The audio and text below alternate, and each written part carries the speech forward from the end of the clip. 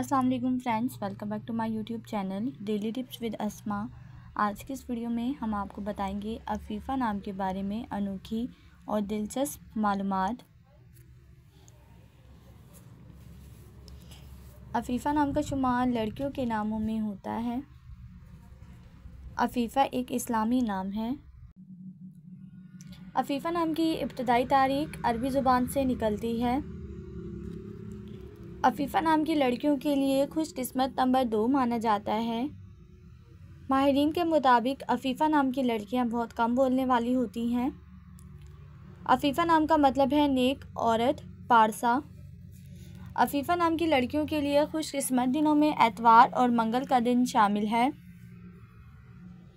अफीफ़ा नाम के अफराद के लिए मुवाफिक रंगों में सुर्ख, रंगनुमा, हल्का सब्ज़ रंग शामिल है। अफीफ़ा नाम के अफराद के लिए मुवाफिक पत्थरों में पुखराज पत्थर शामिल है। खुशकिस्मती वाली धातु में हिंसों के हिसाब से तांबा शामिल है। फ्रेंड्स, अगर आप अपने नाम का मतलब जानना चाहते हैं तो कमेंट बॉक्स में अपना नाम लिखें।